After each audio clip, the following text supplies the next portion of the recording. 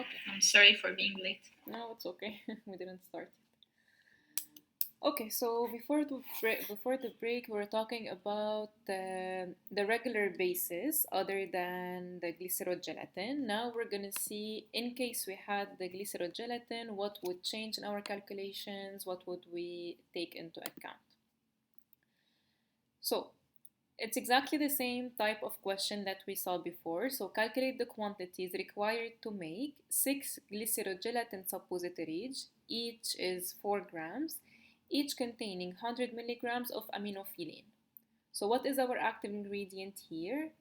It's aminophylline. What is our base? It's glycerogelatin. Again, whenever we have glycerogelatin, we're going to have to do some extra steps in the calculation, which we're going to see now. And we have the displacement value of 1.3. It's exactly like before. So we're going to start by calculating the total weight of aminophylline that we need, which will be 100 milligrams times the total number of suppositories that we are preparing. It's 6, so it's 600 milligrams or 0.6 grams. Then we're going to calculate the weight of the base required to prepare the 6 unmedicated suppositories without any consideration for the medication. It will be 4 grams. Why 4 grams? Because each mold is 4 grams times 6 suppositories. And since this step is for the base, we're going to multiply it by 1.2. And why we multiply it by 1.2? Again, because we are talking about glycerogelatin base to take into account the greater density of it comparing to the other types of bases. So by convention, every time we have glycerogelatin as the base in the suppository, we're going to multiply every step of the calculation that includes glycerogelatin by 1.2. Is it clear, or do you want me to go over it again? So Yeah, it's clear. Okay, so as you see, just to clarify something, step 1, since it's only the weight of aminophylline, we don't think about the 1.2. It's only the step that includes glycerogelatin. This is what I want you to know. Then we're going to determine the weight of the base that would be displaced by the medication. How would we know this?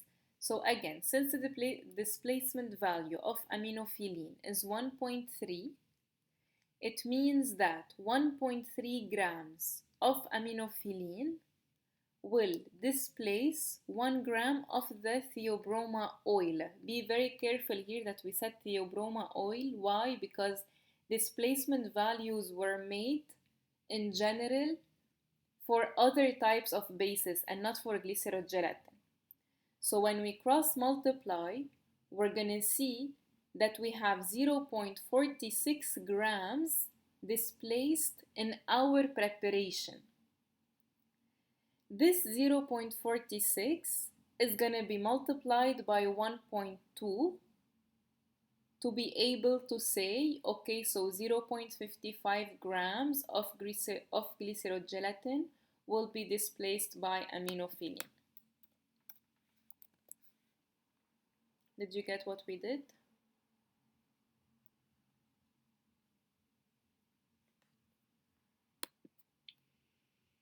Yes. Okay.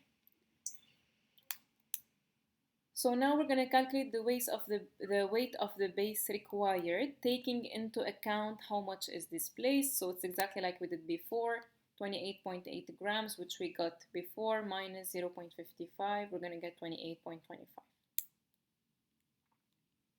So this is for the suppositories. Are we good? Can we move on? You're good. Yeah, Okay. I'm okay. Good. Now some body weight calculations. So how to calculate the BMI? BMI, we know that it's a calculation to determine if a person is within the obese range, normal healthy range, underweight, and all of that.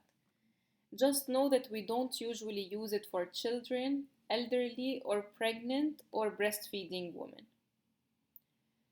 And this is very important. This is what I personally keep in mind because it's whatever we need for the body weight calculation. So 1 kilograms is 2.2 pounds, which we already know. 1 inch is 2.54 centimeters. 1 feet or foot is 30.48 centimeters. So our BMI is our mass in kilograms over height in meters square. This we all know. The ranges, just to give you an idea, so less than 18.5, it's underweight. 18.5 to 24.9, it's normal. 25 to 29.9, it's overweight.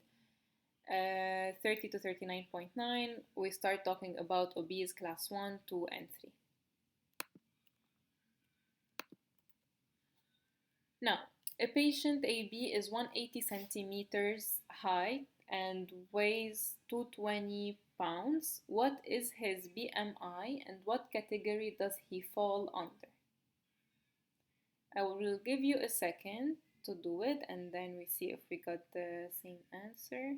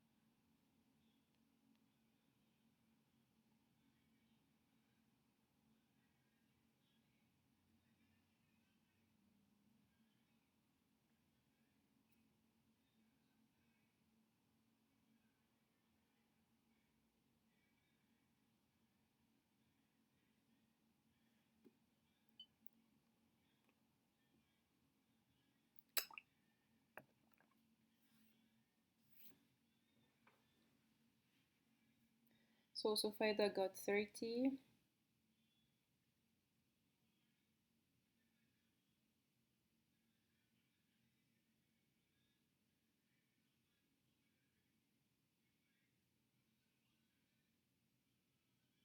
Rania also got 30. Leana got the same thing. Perfect. So it's very